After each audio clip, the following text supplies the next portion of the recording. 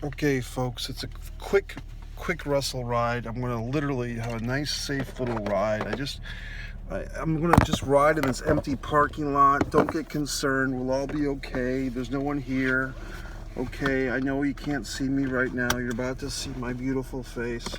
And I've just reached the conclusion, folks, that I'm just more intelligent than most people who either A, are involved in the pro wrestling industry, or B, are fans.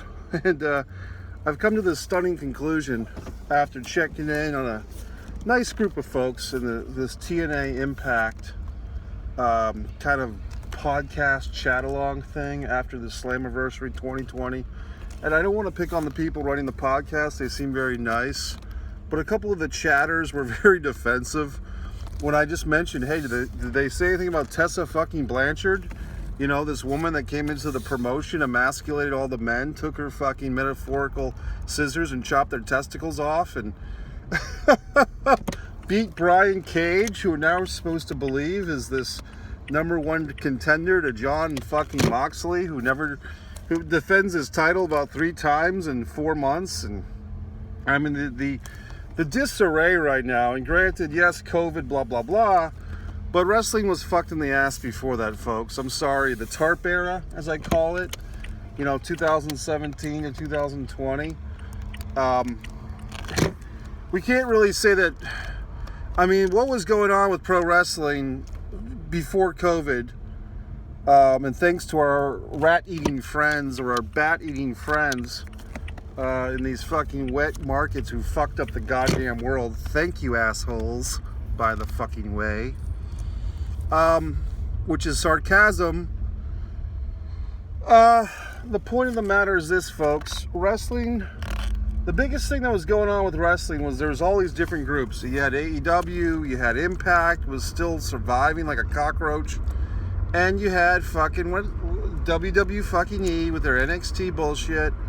And all these international groups, the New Japan. Is all Japan still around, or is all Japan done? Somebody fill me in.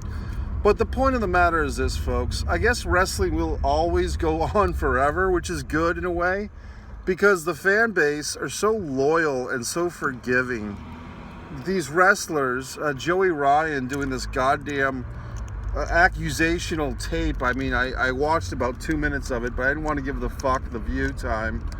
And I got the gist. He's basically trying to give all these accusing women a hard time about accusing him. And hey, look, if he's an innocent man, then fine. But apparently, he's got his detractors, let's say. And all I can say is that I spoke up against the dick flip, the maneuver. I don't know about Joey Ryan's comings or goings in the locker room. These fans, though, they're so loyal. And I was just pointing out, hey, you know what? TNA kind of lost my vote of confidence when they put the world title on Tessa Blanchard, an excellent wrestler at 115 or 120 pounds of solid muscle and sinew. But here she is destroying Brian Cage, humiliating Sami Callihan, emasculating the entire men's locker room. And she's got a history of according to her peers, not to me, not from me, according from her peers, a history of racism, a history of being, quote, a bitch, quote, to other women, not me accusing her colleagues. So they wrap this shiny belt around her little waist, and then she often goes to Vince McMahon. So you tell me, fine folks, did Tessa Blanchard work the entire Impact? We're all supposed to say how great Don Callis is, and oh my God, Don Callis with the Truths Commission, what a fucking genius. Well, hey, genius, why didn't you see this Tessa Blanchard thing coming, champ? And how come they're not getting some type of payoff from Tessa or whatever the fuck? So anyway, I did check in with this TNA Impact group because I wanted to find out the results, and then they get all hot and bothered and defensive because I didn't watch the show, and I expressed my concerns with Impact Wrestling that they built up, what's her name, blonde lady, beautiful blonde lady, as a Scarlet Bordeaux. They built her up as this epic character, and then she leaves. They built up Cody for a couple of months, a couple of years ago, and he leaves. They built up Alberto Del Rio twice, or whatever his name is, Patron. They built him up. They built up Mike Bennett and Maria Kanellis. Impact Wrestling, or the former TNA Wrestling, has a history, and it's just their thing. They build up a few people, they make them as big as they can be there, and then they default on the contract, or the talent gets pissy or weird, and they have a whole big issue. I mean, look at the recent Austin Aries and Morrison. I mean, it's just every time I check in with TNA, I want to give it a fucking, or Impact, whatever the fuck, I want to give them a chance, and they perpetually fuck up. So you TNA fucking fans, or you Impact fans, hey, I was hardcore once upon a time with Impact. I was buying the fucking the TNA matriculated action figures, okay? The fucking what's his face with the fucking camera, the action figure with the camera, the Motor City Machine fuck, and the Kevin Nash TNA figure with the gray hair and all those wonderful things. AJ Styles, I went to Slam, whatever the fuck it was, the Six Sides of Steel. Okay, I was at that. Samoa Joe, Kurt Angle, and Worcester. Biggest TNA crowd ever, paid, as far as I know, about 5,000 or 6,000. People actually buying tickets. Okay, remember that? So the point of the matter is this, folks. I'm not trying to shit on the wrestling fan, but in a sense, I'm just saying, don't shit on me, don't call me a fucking hater when I have critical questions for you. Your Impact Wrestling was a group that was endorsing Joey fucking Ryan not too long ago, and giving him this fucking royal treatment with this wrestler's court. Well, look how that turned out. Look how Tessa Blanchard turned out. So put your critical thinking hats on, apologists.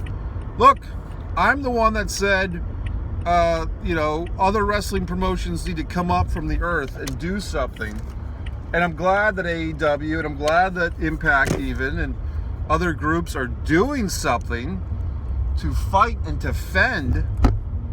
But I'm not going to sit here and just lovingly love every goddamn thing they do. I'm a critical fucking thinker, folks. I have a brain in my goddamn head as this asshole follows me around. I have a brain in my noggin, and if these fucks don't want to use their critical thinking and want to just think everything is shiny and bright and oh so nice, well, I'm going to put a light on the situation and say no. Some of it is goddamn grade A bullshit. Okay? Some of it's cock shit. Okay? So let's use our fucking brains here once in a while. These good brothers, whatever the fuck, listen to their goddamn shoot interview. I talked about it earlier, and I guess it just rackled me the wrong way, because these guys are not stupid. They're not dumb jocks. They're smart guys, okay? I knew Brian Danovich. He went to Ohio Valley with Carl Anderson. He said they were good buddies and all that crap. But the point of the matter is this, folks. These guys knew better. And, I mean, to be honest, it seems like they just were like jellyfish. They just bought into whatever Triple H would tell them. Whatever fucking pile of shit bullshit Triple H would say to them to keep them in the fucking company, they would just go along with it. And I guess my point is, these are grown men, and they're acting like infants. Like children. Okay? And I'm trying not to be a dick, and I'm trying not to be an asshole, but I'm just trying to point out these things and make you think a little bit critically. And if you don't want to think, if you don't want to question or query, then, you know, that's fine. But I'm just trying to tell you that there needs to be things that are thought about and discussed and so forth. And just don't be idiot marks. Whether you're a fan or you're a wrestler, don't be an idiot. Don't be moronic and stupid. Be intelligent, like myself. That's it. So I hope you enjoyed. If you did watch TNA Slammiversary, I give them credit for still being in business. I mean, how many times have we thought TNA was going to be done? Okay, like a well-cooked hamburger. But I give them fucking credit, folks. They're still around. Okay, that's it. Like Messier, I spoke my piece.